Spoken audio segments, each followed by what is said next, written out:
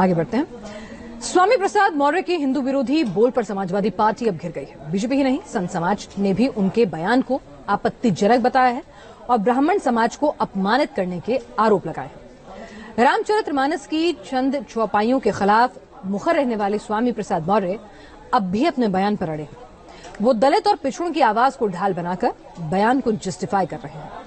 मगर इस सब के बीच में बड़ा सवाल यही है कि क्या स्वामी प्रसाद का अपर कास्ट के खिलाफ बयान एक संयोग है या फिर पीडीए वाला कोई प्रयोग।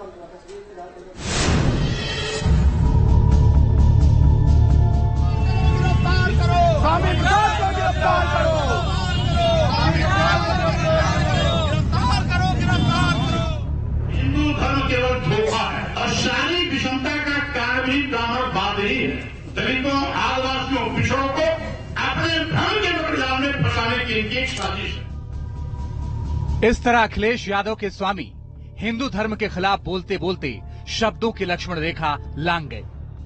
दलित आदिवासियों के हक हुकूक पर दम भरते भरते इतना ज्यादा आगे बढ़ गए कि समाजवादी पार्टी के अंदर ही तूफान खड़ा हो गया। क्योंकि इस बार स्वामी प्रसाद मौर्य ने ब्राह्मणवाद का नाम लेकर सीधे सीधे हिंदू धर्म को धोखा बताया, सनातन अस्मिता पर चोट कर दी।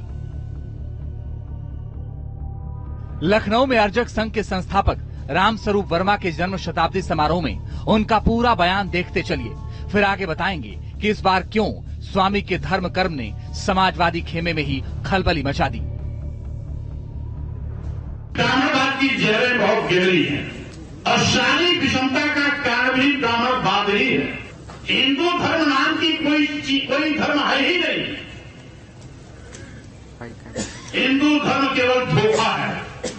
सही मायने में जो ब्राह्मण धर्म है उसी ब्राह्मण धर्म को हिंदू धर्म कहकर के इस देश के दलितों, आदिवासियों, पिछड़ों को अपने भ्रम के मकड़जाल में फंसाने की इनकी एक साजिश है।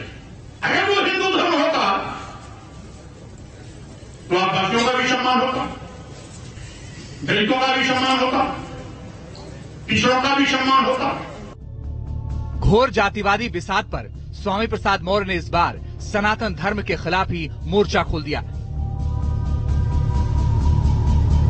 हिंदू धर्म और सनातन परंपरा पर स्वामी के आघात से संत समाज बिफर पड़ा। अयोध्या से काशी तक उनके खिलाफ कार्रवाई की मांग उठने लगी।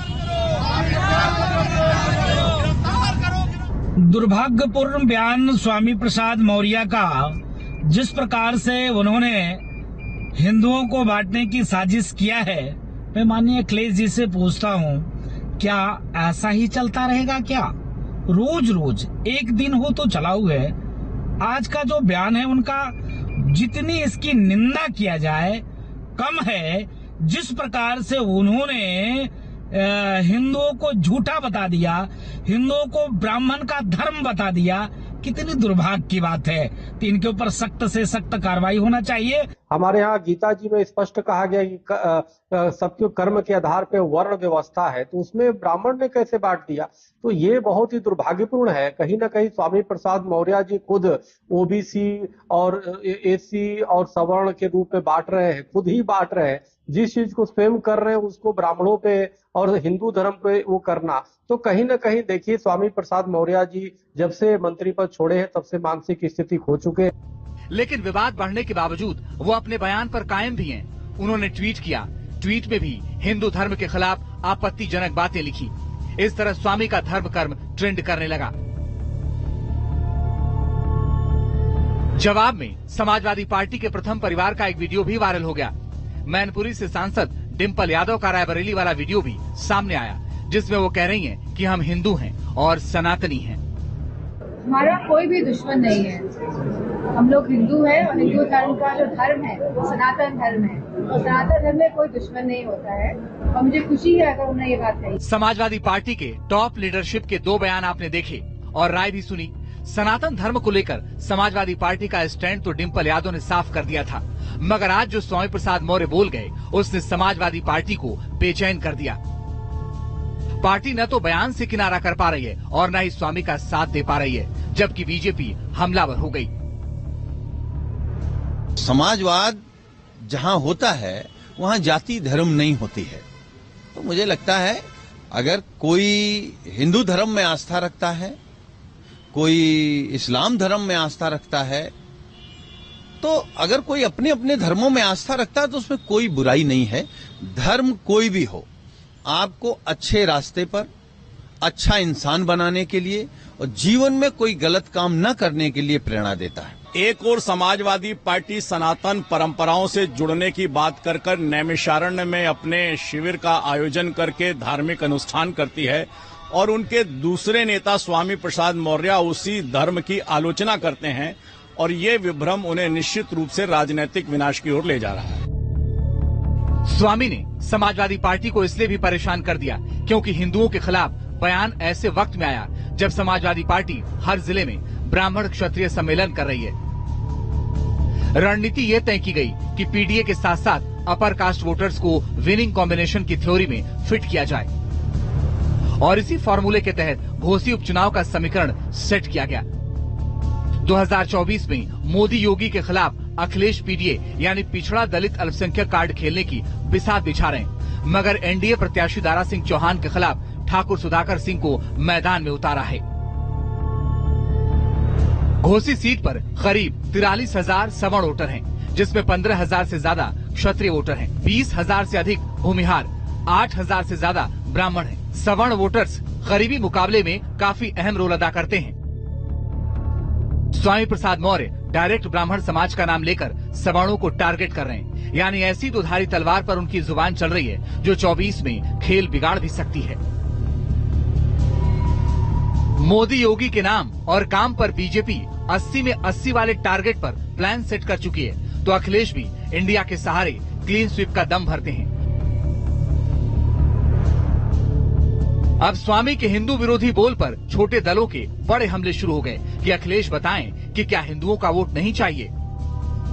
समाजवादी पार्टी के राष्ट्रीय महासचिव श्री स्वामी प्रसाद मौर्य जी लगातार हिंदू देवी देवताओं पर सवाल खड़ा कर रहे हैं और हिंदू समाज की आस्थाओं पर सवाल खड़ा कर रहे हैं। इससे साफ जाहिर हो रहा है कि समाजवादी पार्टियों को हिंदुओं से बहुत ज्यादा नफरत है।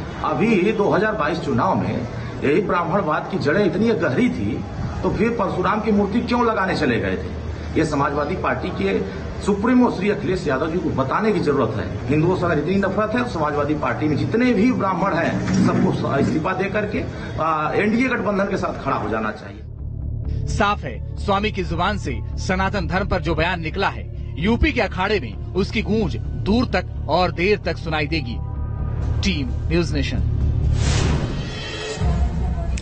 हिंदू धर्म के खिलाफ स्वामी के बयान का साइड इफेक्ट क्या होगा, ये वक्त बताएगा। इसके लिए आपको कुछ आंकड़े भी दिखाते हैं जिससे आप समझ जाएंगे कि क्यों कहा जा रहा है कि स्वामी ने सेल्फ गोल कर दिया है। दरअसल आपको बताएं, 80 लोकसभा सीटों वाले यूपी में 19% सवर्णों के वोट हैं, जिसमें 9% ब्राह्मण हैं, जबकि बड़ा तबका है वोट बैंक जो है वो ओबीसी का, जो 41% है, जिसमें 27% जातियां उपजातियां हैं। इसी तरह दलित समाज के पास 21% ताकत है और मुस्लिम 19%। मोदी युग में यूपी में बड़ा उलटफेर देखा गया। 2014 के बाद 2019 में यूपी का ट्रैक रिकॉर्ड देखें तो सीएसडीएस के सर्वे के मुताबिक 82% ब्राह्मणों ने बीजेपी के पक्ष में वोट दिया, जबकि समाजवादी पार्टी गठबंधन को ब्राह्मणों का 6% वोट मिला। अखिलेश इस समीकरण को लगातार बदलना चाह रहे थे। अखिलेश यादव की नजर राजपूतों को फिर से समाजवाद के साथ जोड़ने की थी, जो 2014 के बाद से छिटक गए। 2019 के लोकसभा चुनाव में 89% राजपूतों के वोट बीजेपी के पक्ष में गए, जबकि समाजवादी पार्टी गठबंधन को 7% वोटों के साथ संतोष करना पड़ा। ओबीसी वोट की बात करें तो यादव समाज को छोड़कर 23% पिछड़ी जातियों ने बीजेपी का ही समर्थन किया, जबकि 80% समाजवादी पार्टी गठबंधन के खाते में गए। ओबीसी में दूसरी सबसे बड़ी जाति कोयरी कुर्मी वोट पर बीजेपी का जादू दिखा था। बीजेपी गठबंधन को 80% वोट मिले थे, जबकि समाजवादी पार्टी गठबंधन को 14% वोट मिले थे।